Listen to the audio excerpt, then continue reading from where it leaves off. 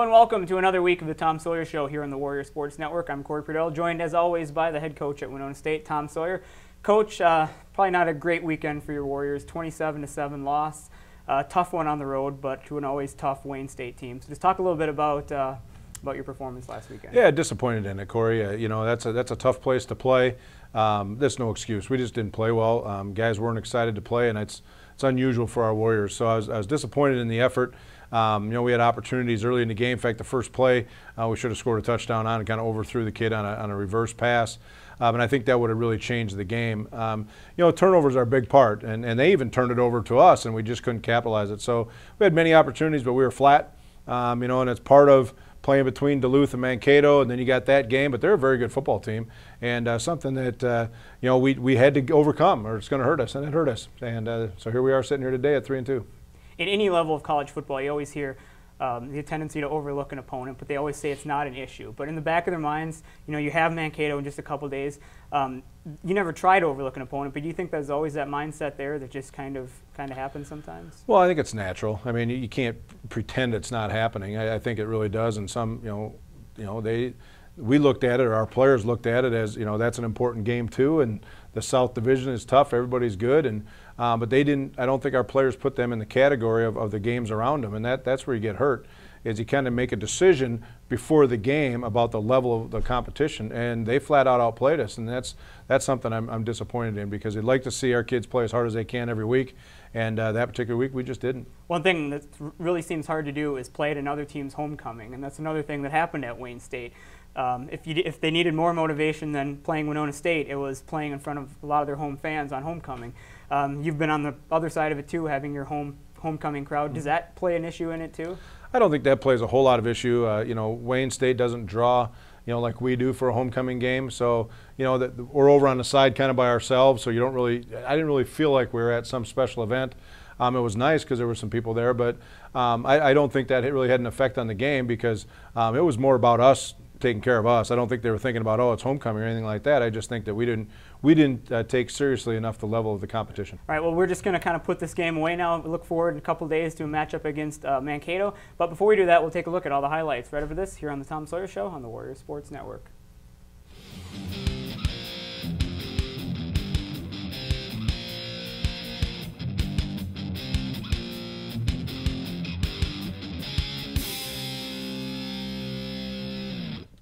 Welcome back to the Tom Sawyer Show. Before we start talking about Mankato, let's take a look at some of the highlights of last weekend's game at Wayne State. Sounds good. And the first highlight we're going to take a look at is Jack Nelson throwing the ball kind of behind Tyler Swinford, but Tyler really played well in the game, both at receiver and as a return specialist for us. Good pressure by the defense right here, a big hit inside by our linebackers, and a pass break up there by Anthony Cantonese, who also played pretty well for the Warriors. Again, there's the pressure by Tyler Kubler, and the first interception of the game. And I believe that was Mitch Lunder, I believe, made that one. And there's Mitch again making it from the wide angle. But a nice play by him, senior safety from New Prague. Punting out of our own end zone. Jeremy Newman did a great job punting the ball for us. As you can see, he got it out past midfield. You can see the pressure here. He kind of snuck through a couple. But in comes Morgan Weaver, strips the ball, and then scoops it up and takes off, so we get possession inside the 40-yard line.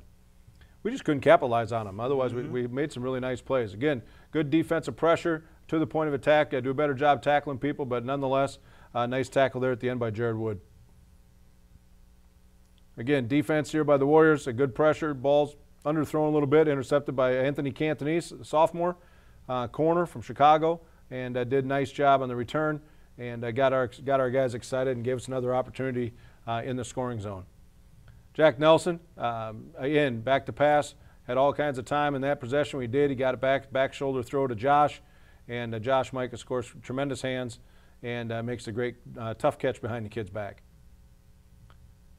Again, a little option football. Kid didn't really know what to do with it, so he just threw it on the ground. Became an incomplete pass, but good pressure again there by Jared Wood.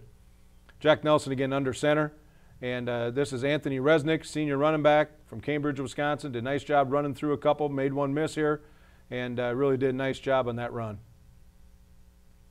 Defensive side again, a little option football, dive play there by Kyle English, and also recovered the fumble did a great job. So we've had 4 turnovers against them in the game and couldn't do anything, didn't score off any of those possessions. Return game, again, they tried to pop it up in the air so they wouldn't get a return, and that's Tyler Swinford again taking it up the pipe. Again, getting the ball in great field position for the Warriors. Alan May on the return. He's been doing a great job for us now in his 3rd year. Makes the catch, makes a couple guys miss. You see guys out working for him. And a nice slide right there to get through past a couple more. And then really Toby Frisby out in front, and he just got tripped up by the turf. I think the 30-yard line white paint was a little too thick for him or something. We'll talk about that as one of our guests. Nice touchdown, and that's Alan May as well right there. The catch knocked the wind out of him doing it. But watch this catch here again. Ball's thrown just inside a little bit. Allen has to adjust his route and come back inside over the top of the defender to make the catch. Landed right on his back, so great catch by a junior, Alan May. Again, another pressure in here inside. Guy just heaved it up in the air, and interception here by Andrew Spencer. He's got 3 picks on the year, I believe, already, and 1 was for a touchdown. Playing really well for a redshirt freshman safety. He's got tremendous ability. We hear a lot about him as we go through the next few years. And again, good pressure again from the outside. That's Andrew Spencer. You can see why he's a freshman. And but again, we got good pressure on the kid. He throws it up, underthrows it. Kids are falling down all over the place, and kept them out of the end zone. And then this field goal that we had to get them to try to miss. We got good pressure on it up the middle, and you can see hands up right there and right in front of his face, and he did yank it to the left. So we had great opportunities, Corey. We just couldn't finish the football game. All right, and when we come back, you will sit down with one of the guys we saw in the highlights, Alan May.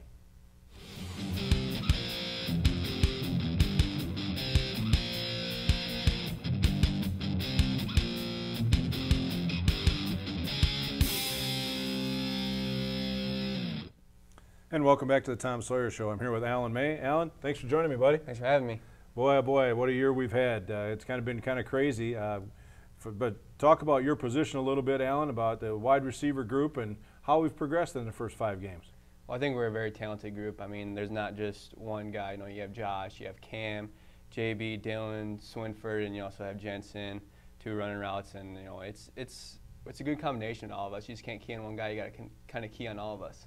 You know, people talk about, you know, is there enough footballs around to throw to all these guys? But one thing the Warrior offense does and has done for a couple of years is really spread the ball around a little bit. And how is that effective, you think, from your perspective as a wide receiver?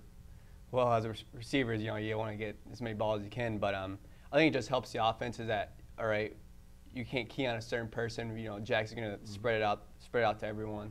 So, I mean, it's really good for our offense to stay balanced and stuff. You know, the first couple of weeks we threw the ball around a little bit. The last couple of weeks we've had some pressure on us. Of course, some better football teams. What are the key to us as a receiver group or a passing attack? What do you think we need to do the next coming weeks to continue to get better? We just got to continue winning the jump balls. I mean, obviously we got heated up the last couple of weeks. So, you know, Jack's got some less time to throw. So, you know, when the ball's in the air, the receiver's got to think mindset that ball's ours.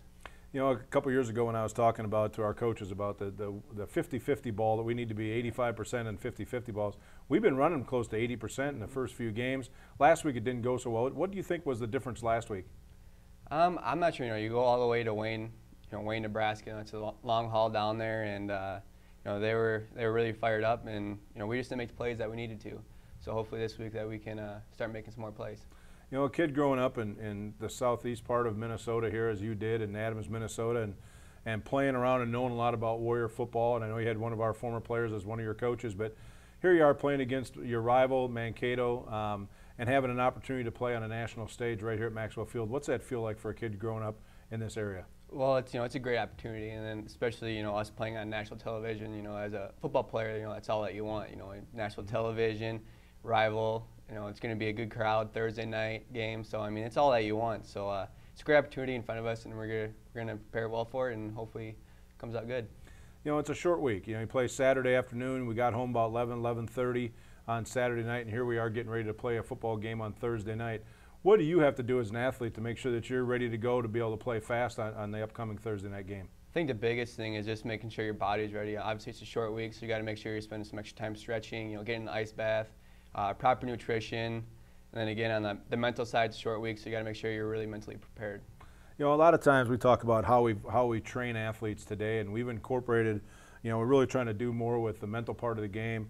We're doing some yoga. We're doing some restorative flow movements for your body. And we're also trying to get you to understand your diet a little better. How has that helped you train as an athlete? Well, I think the yoga is really good for us. Obviously, you get pretty banged up during the season, and going in there, getting that extra stretch, extra yoga and whatnot, it's good for our bodies. And then the nutrition side, obviously, that's a huge part as an athlete. So you got to make sure that that's going good there. When you go back, and another part of your job is you're a punt return guy for us, one of the best we've had for all these years. You've been doing it now for 3 years. How exciting is that, standing back there when you almost broke one the other day, so it's kind of fun. What's that like back there? It kind of feels like you're kind of on the island, but it's a big trust issue, with the guys in front. I trust those guys, and Coach Barton does a great job of scheming everything. So it's just mostly trust. Just got to catch the ball and try to get in vertical, make a guy miss, and hopefully you can bust one. Yeah, and of course, the last thing I got for you, Alan, as we get back to class here, get ready for practice. But the game on Thursday night. Tell everybody what the Warriors are going to demonstrate and show on the football field Thursday. Well, I think we're just going to fly around and make plays all game. I know obviously this is a big game, and being on national television is good for our team and good for the university. So we're just going to continue to fly around, make plays. We got to get better on third downs and offense, and hopefully defense keeps playing well and gets us the ball back, get some turnovers. Well, I'm really excited for you and the rest of especially that wide receiver core. So good luck on Thursday night. Thanks, Coach. And in a minute, we're going to come back and talk with defensive lineman Toby Frisby.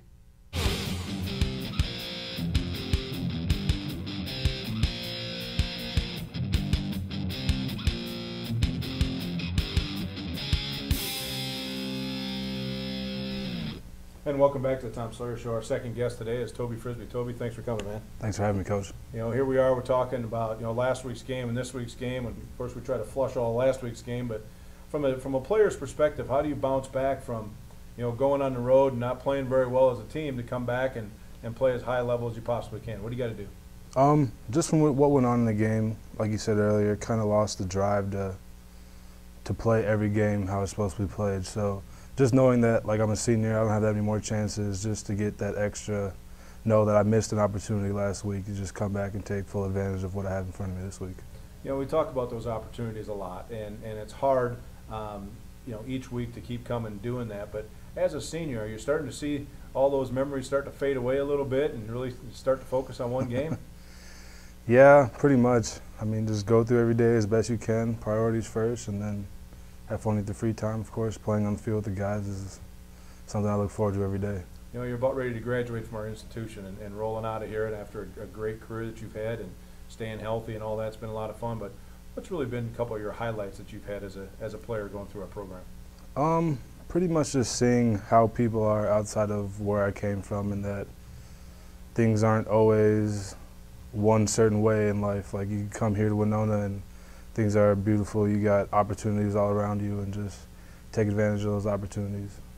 You talk about where you came from, and you grew up in the metro area, up in Minneapolis, St. Paul area, and you come down to Winona. Was that a tough adjustment for you? No, just because of the family aspect of the football team. Guys just pick you up as soon as you get in. You got all the help you ever want for it.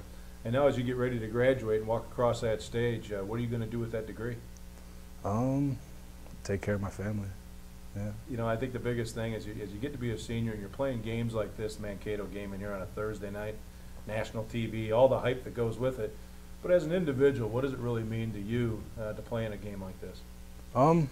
Just another opportunity to showcase what we worked for over the years, and everything's been leading up. Games gotten bigger and bigger and bigger, and here we are. So, you look at this opportunity of playing a rival school and playing on national TV. Do you have to do anything special with this game, or you just need to go out and play, Toby? Why don't you explain that? No, not really. You don't have to do anything special. You just got to do the basics better than you have, the fundamentals better than you had before. Every play, if you got 9 out of 10, maybe do it 10 out of 10 this time, and that's pretty much it. That defensive line group that you're a part of is quite animated. You got some characters now in that group, and you being one of them. Yeah. How fun is it now that you guys have really gelled as a group, especially led by as many seniors as we have? Tell us about that group. It's fun. Every day we go to work, we have fun, but at the same time we work hard, hold each other accountable. If somebody, messes up on the step, we get right on them. So we hold the margin very, very slim, and just being everybody's experience, so we're able to do that and not have to worry about young guys, getting on their backs and stuff like that, and how they fold under pressure. But yeah, just being able to have that in a group makes it easier to excel in the game. You know, people, all the people that I talk to around are talking about the improvements that we've made, you know, on the defense as a whole. It doesn't matter who we play; we've played at a much higher level. What do you think the role of the defensive line has played in that? It's great when you can stop 5 guys with three people, and everybody just does their job. Makes it a lot easier for backers, safeties, outside linebackers to make plays. You know, you got Coach Barton with you, and then if he goes over to special teams, you got Mike Barton with you, who is a defensive back and special teams guy. Have you adopted him okay? Does he work out with you guys all right? Yeah, if any of you guys know Matt Swan, they're pretty much unseparable, so it's pretty much an extension of him. Yeah, that's kind of dangerous most of the time. Yeah, fun time. Well, here we go. We go into the big game. It's a Thursday night short week. I asked Alan May what it was like to try to get your body ready for a short week game. What do the defensive line guys have to concentrate on? Actually, we just got out of a pool workout, so that felt pretty well, but just hydrate, eat right, do the right things, get a lot of sleep at night, and that's pretty much it. With a win over Mankato, what would that do to our football team? Pretty much turn the season around from where it's standing right now. We know we're a good team. We know how we can play. So we just got to showcase that every week, and this will be the next opportunity to showcase that skill. Well, Toby, I'm very, very proud of you, and I appreciate you coming on the show. And watch you play Thursday night is going to be something special. So Thanks for having me, Coach. Well, in a minute we're going to come back, and I'm going to talk to defensive coordinator David Braun.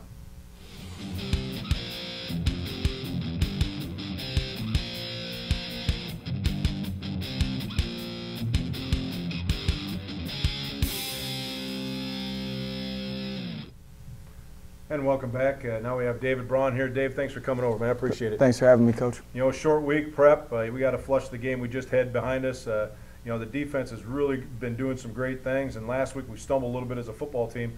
What's the big change now from last week, getting ready for this short week big game? You know what it really comes down to is planning, and you know, we're lucky. Got a great group on the defense side of the ball. You know, we brought equipment on the bus. You know, unfortunately, coming back from Wayne with that loss, had to flush it as a staff, sitting up in those first 4 seats, and you know, start a game plan on the bus, 6.5-hour drive back.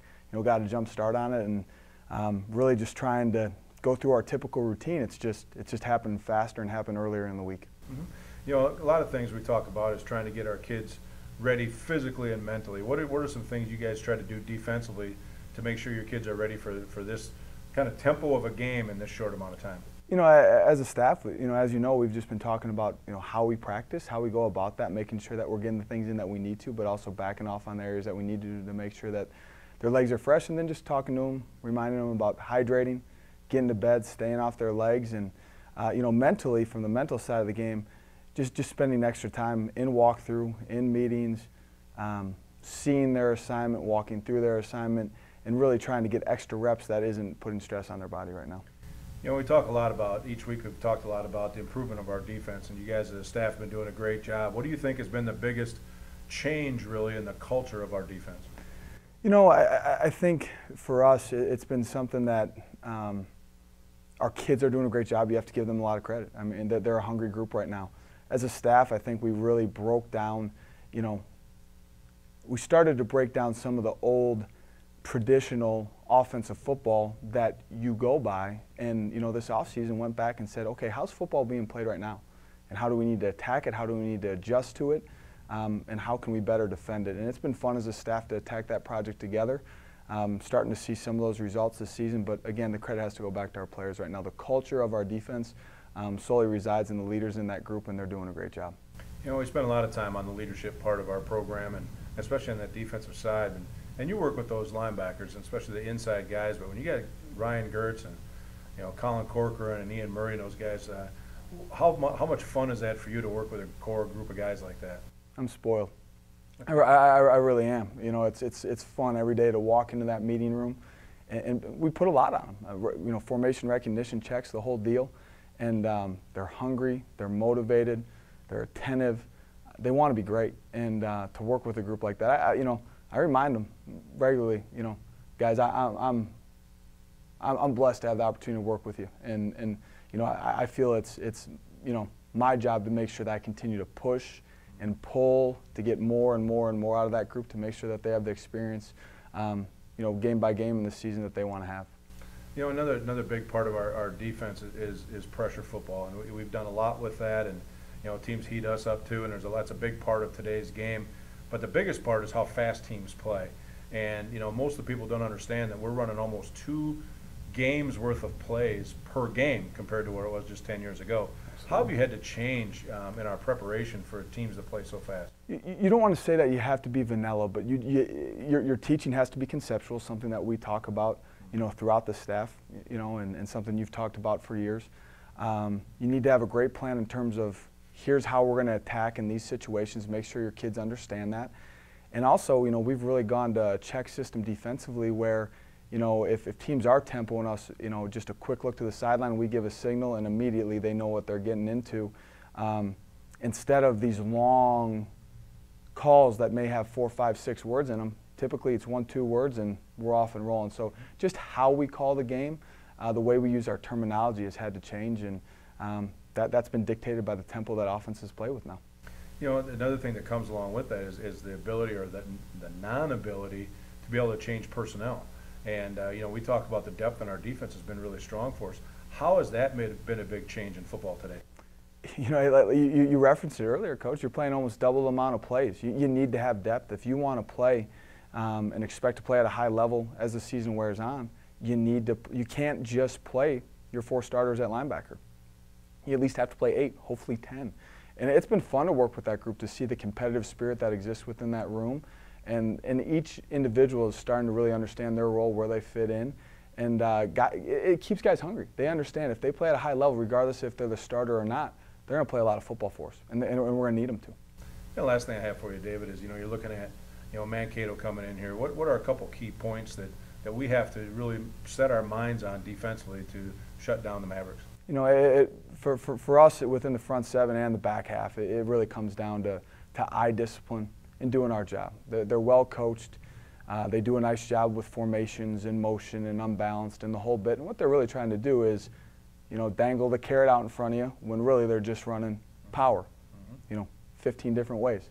But we need to keep our eyes on our key, be disciplined with our eyes, and execute. And if we do that, it'll be a great day for us.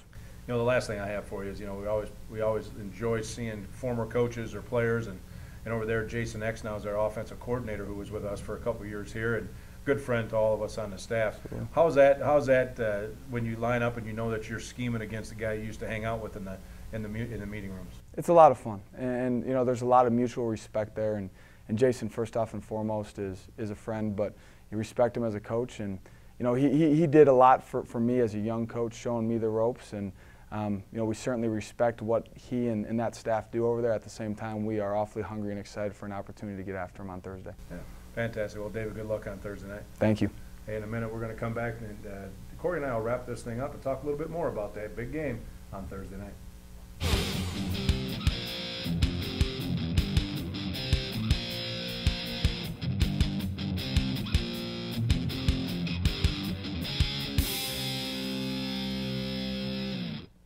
Welcome back to the Tom Sawyer Show. And Coach, it's another big week and another big game, probably the biggest game of the year so far, with the rival Minnesota State Mankato coming into town. Night game, Warrior Stadium, nationally televised. What more could you ask for? Nothing. It's awesome. I can't wait for it to get here.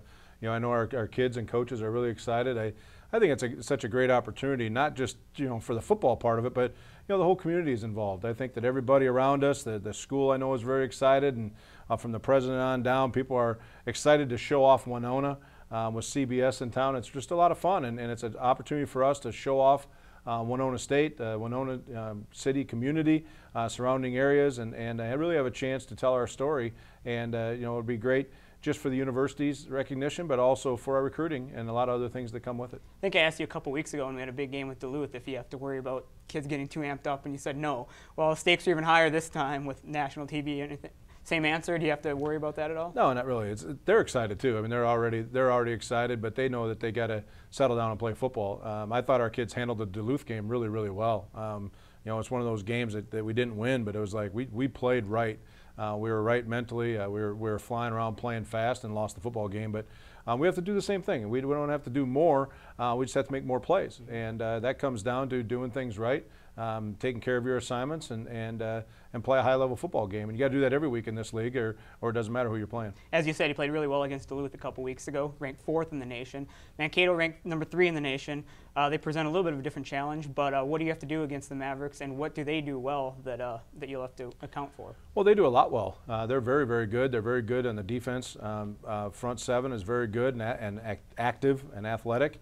You know, they got one of the best safeties in the league as well. But offensively, they're a little bit different look than they were last year. And you know, take the quarterback out of the mix from last year, and you know, he's one of the best that played in Division II. And they bring in a new guy, brings in a new picture, but they're still doing the same things. We mentioned Jason Eck before. One of my former coaches is the offensive coordinator now there, and he's a Wisconsin-born, you know, run the football type of a guy, and that's what they want to do. And they're very good at it. They're well coached, and we just got to take care of the football. We can't afford to turn it over, and if we get opportunities, if they do turn it over, then we got to score. And the other part that we have to win is we got to win the special teams battle, and it's something that when we've done that, we've played very well, and when we haven't, you know, we suffered from it. So that's a big question mark for me, is to make sure we take care of that part of the game. Mankato just 135 miles down the road. It's always a crazy game every time you play. What's it like playing your biggest rival, and you know, what's that rivalry kind of like? Give us an inside look on what Mankato and Winona is. Well, it's just a long history of our sister school. You know, it goes back now generations, and I think that's always been fun. And back in the NIC days, back in the 60s and 70s, you know, they had big battles back then, and you know, all the way through when I went to college here. And so there's a long history here between the two schools, and it's always been competitive, and we've had some great games over the years, and they've just been on top of the heap the last couple of years, and we're trying to get back up there. So you know, this would be a big game for us to get back, but you know, the rivalry comes really from everybody else. It's still a football game for us, and that's we got to get on the field and play well. If you had to give me one key to the game, to getting a win, what would you say that would be? I really think we got to protect Jack Nelson, and you know, we got to do things right offensively so we can put points on the board. If we do that, it could be a shootout and be a lot of fun. Should be an exciting atmosphere at Warrior Stadium. 7:06 is the kickoff between third-ranked Minnesota State and Winona State. You can catch it live on CBS Sports Network. If you can't make the game, you can find it on all the channels on the different networks. You can check WinonaStateWarriors.com, and we'll have all that info as well. So it should be an exciting environment. Good luck to you and your team. Hopefully you can get a win against the Mavericks. But until next week, you're watching the Tom Sawyer Show here on the Warrior Sports Network.